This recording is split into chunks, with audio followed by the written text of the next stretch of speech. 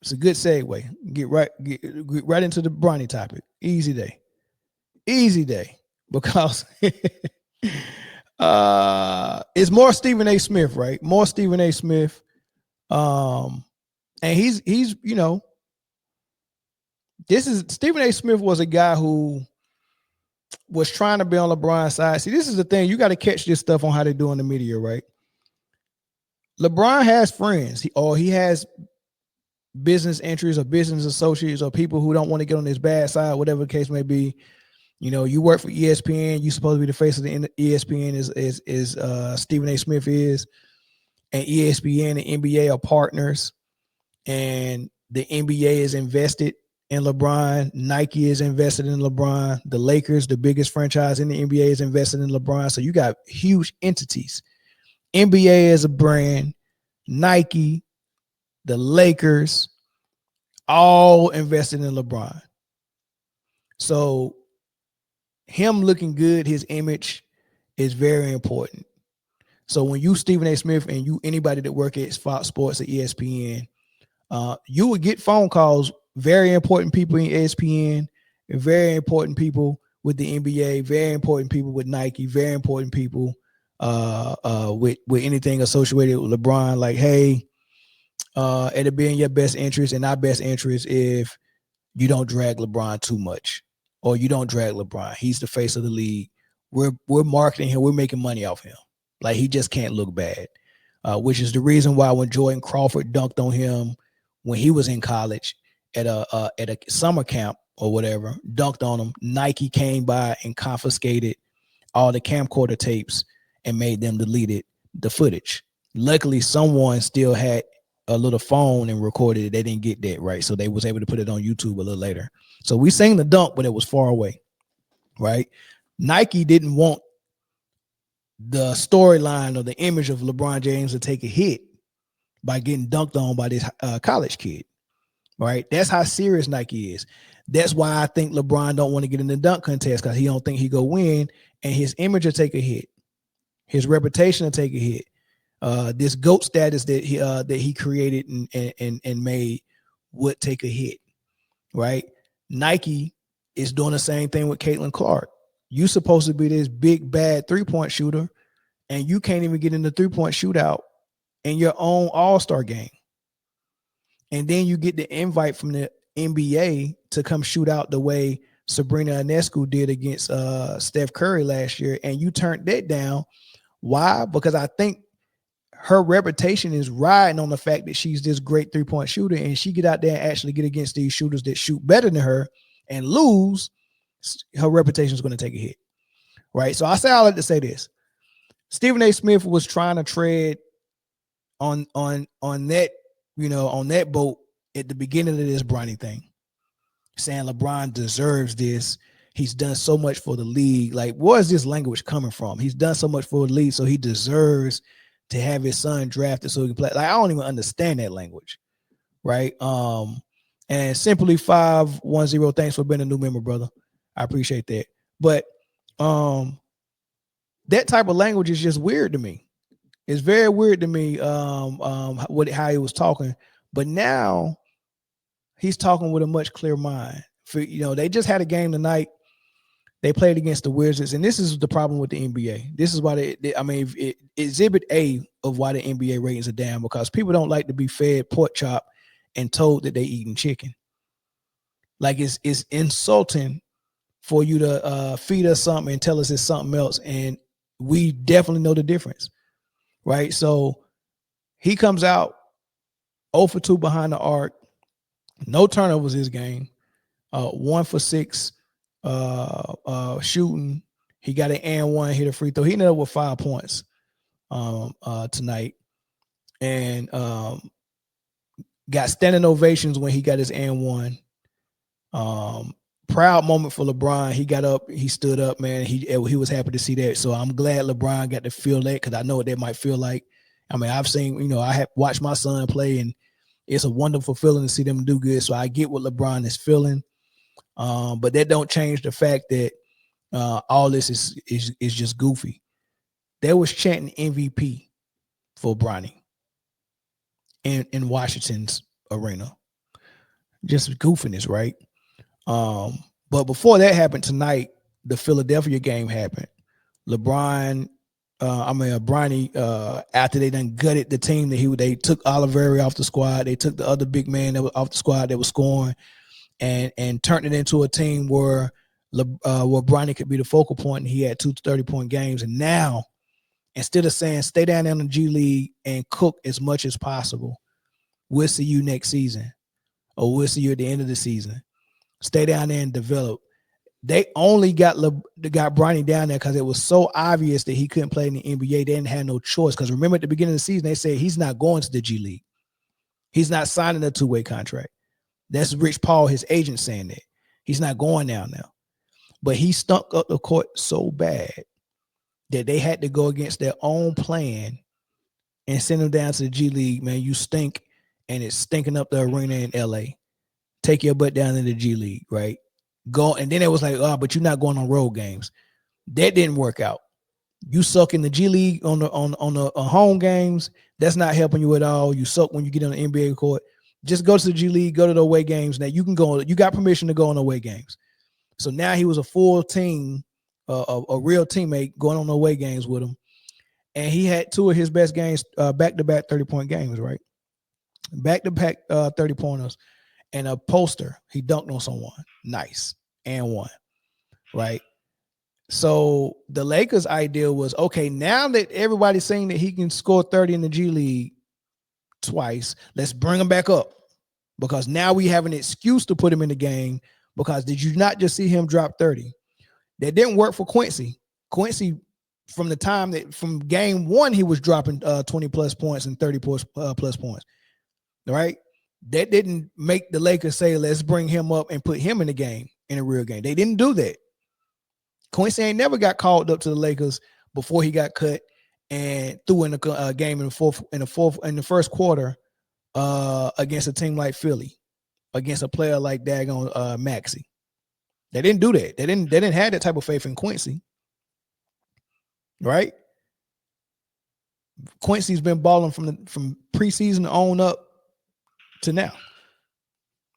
But they didn't extend that type of invitation to him, right? But Bronny, as soon as you show a flash that you can play a little bit in the G League, now we're calling you back up, and we're just going to throw you in the game first quarter against Maxey, and you got cooked. But Stephen A. Smith talked about it. JJ Redick talked about it. I'm going to play for you what they said.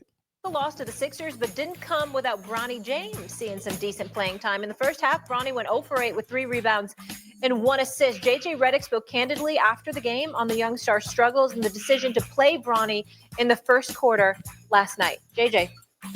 Just felt like on a back-to-back, just him giving us energy, I think, was the goal. I maybe put him in a tough spot, flying up yesterday and, nationally televised game and Philly and all that stuff. It's, he didn't play well, but he's been playing great, in the stay ready games, and he's been playing great in the G. So I have confidence in him, but obviously didn't provide that at a high level. All right, so JJ trying some things out there, Stephen A. in Philadelphia, giving Bronny first quarter playing time. Why the face or the hand or the everything that's happening?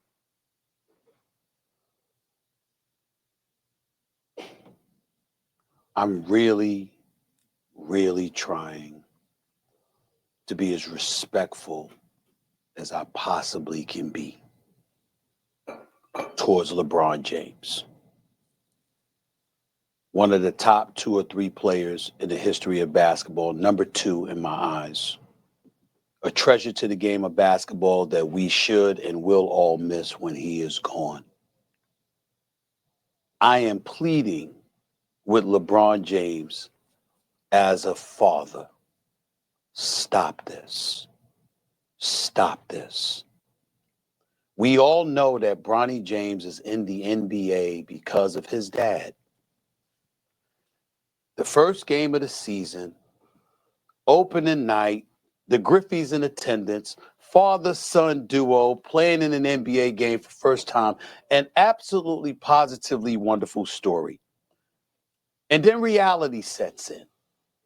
We love what we're seeing from him in the G League because that's where you belong. As you hone your skills and you get better and you legitimately earn, which I believe he has the potential to do. I am rooting for Bronny James. It would be cruel to root against him. It's a wonderful kid. I wish him nothing but the best. But he's LeBron James' son. And everybody knows what attention that brings. Molly, Doggy, put them up on the screen because I want to see their face when I say this. Right now, Bronny James is averaging 0.3 points, 0.3 assists, and 0.4 rebounds. You know what people are saying. You know what they're going to do to this kid. In 13 games, he has played 44 minutes. He has scored 4 points. He is shooting 1 of 16 from the field. Lord have mercy. 0 for 7 from 3-point range. Blank, man. How are you doing him favors? How are you doing him favors, man? Like, how? Stephen A. Smith is like, please, LeBron, stop it, man. Like, let's stop this circus. Let's stop this sideshow. Let the boy go to the G League and just hoop. He belongs in the G League. What is this obsession with trying to? I just don't understand the whole thing, man. It's so freaking annoying. And the crazy thing is tonight, they blew out the Wizards. Bronny played 15 minutes. He got in the fourth quarter. And they just want Bronny to score. And it's not just the Lakers that want him to score. I mean, the Washington entire arena was cheering for Bronny. This is the crazy thing. They got Bronny up top of the key. Like a minute and 30 seconds left, man. He's trying to get his on the board. Get his confidence up, right? It's not just the Lakers that want him to score. The Wizards wanted him to score. They called for a screen. They called for a screen, right? So Bronny's got the ball at the top of the key, ball in his right hand. The screener is coming from the right. Defender is obviously facing him right. So the screener is coming from the right to screen the left side of the defender, right? Bronny didn't even fake like he was going right and then cross. Like, there was no reason. Pretty much what happened is when the screen setter came to set the screen, Bronny went left. The defender didn't even go left with him. The defender jumped into the screener purposely to get out of Bronny's way. Like it was like the communication was for them to switch. Except the guy that was guarding the screener that was supposed to switch also jumped to the screener and didn't switch. They gave Bronny a wide open lane. It was so wide open that he had a when he first was going left, he expected defense to be there and it wasn't there. So he hesitated and then went again and dribbled, gathered himself. I mean, it was a layup line. The guy that's the shot blocker was standing at the other side of the block. He waited for Bronny to get 1 foot into the paint. Then he stepped up, went vertical with the shot block, and then swiped at the ball, fouled him, and one beautiful shot by Bronny. But the two defenders that was at the top of the key gave him Olay. Like when the Matador and the Bull, Olay, they moved right out of the way, opened the Red Sea. It parted. I was looking for Moses. Parted the Red Sea for Bronny, gave him a wide open path to the lane with a running start at a shot blocker whose name I don't know, and got an and one, and the entire crowd standing ovation. It's freaking charity. It's a Make-A-Wish. It's charity. That's why the ratings in there. Who wants to see that? Can you think of any other time where we've seen that? Out of all the sons of NBA players and NBA legends that got in the league, have we seen that? Did we see that with Shaq's son? Did we see it with Shaq's son? Did we see it with John Stockton's son? Did we see it with Steph Curry? Did we see it with Seth Curry? Did we see it with any of the Grant boys that made it to the pros? Jeremy Grant, or I forgot the guard name that used to play for the Bulls. They had a guard. I forgot his name, but Jeremy Grant's still in the league. Like, there's no, like, we can't think of a kid who everyone, we have to help this kid score points. Like, we got to help him. I've never seen that before. Right? Never seen that before. It's getting so bad. Stephen A. Smith has been trying to protect Bronny and LeBron this whole time, and he's jumped ship. But he ain't the only person that jumped ship. Colin Cowherd jumped ship as well. Okay, you can't fool the pro athletes. They know the stars. They know the soft spots. They know the weaknesses. So last night, AD got hurt. Lakers went into the tank, got blown out by Philadelphia. Well, the Lakers had recently called up Bronny. Well, Bronny had his best game as a G Leaguer. So, of course, let's rush him to the Lakers. So he got on the floor last night. You can't fool the players. Tyrese Maxey went right after him and cooked him. And it's just amazing. In the NFL, media, coaches, fans, anybody, you can have real grown-up conversations. You can hold players accountable. There's no walking on eggshells. There's a way to measure success. In the NBA, you have to pretend that Bronny's an NBA player because otherwise you'll upset the king. So he has a good G League game. Guys go off in G League all the time. Doesn't mean anything. It really and they don't. get him to the Lakers, and they want to play him. And remember, he is a 6'2" guard that's a non-point guard. I've never seen that existing in the current NBA. And go back 20 years. To be a 2 guard, 6'4.5" minimum, got to be able to shoot some, be a playmaker some. He's 6'2", got cooked on defense, and has not scored in 38 minutes on the floor. 38 minutes as a pro is the last time he got a basket. But J.J. Redick, instead of just being honest, pandered. Here he is. Nobody will be honest around this situation, man. Like, everyone's scared to be honest, man. It's like the Emperor's New Clothes all over again, right? I just don't, man. It is insane. It's like I'm watching The Twilight Zone. And Young said, which one of those fathers compared to LeBron James? I don't think being a good basketball player in the NBA affords you the right to have your son get this type of treatment. Like, what are we doing, man? Is coming to America all over again. King Joffrey Joe, or King James, his wife, and Hakeem, Prince Hakeem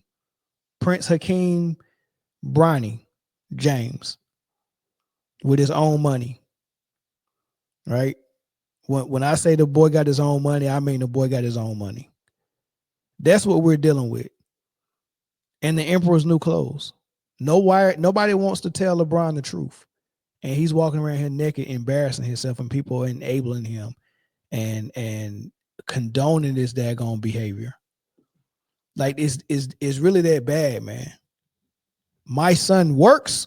That's what it was like when they, oh yeah, he got to go to the G League and he go travel. Nah, my son ain't going on the road. My son works. You remember how mad the king got when he found out Prince Hakeem was working at McDowell's? My son works. God forbid. Right? God forbid if Bronny ever got to work for his spot in the NBA. Not on my watch. I'm King James. Why my son got to work? Why my son got to work for his spot if I'm King James? Why should he have to work? The boy got his own money. The boy has got his own money. What is he working for? Why would he have to work? And if y'all let me buy this and purchase this team, he gonna be the face of it. Why he gotta work? That's what we're looking at. Royalty. royalty. My son works. That's exactly what we're looking at. It's disgusting, man. It's disgusting, man. Call a spade, y'all.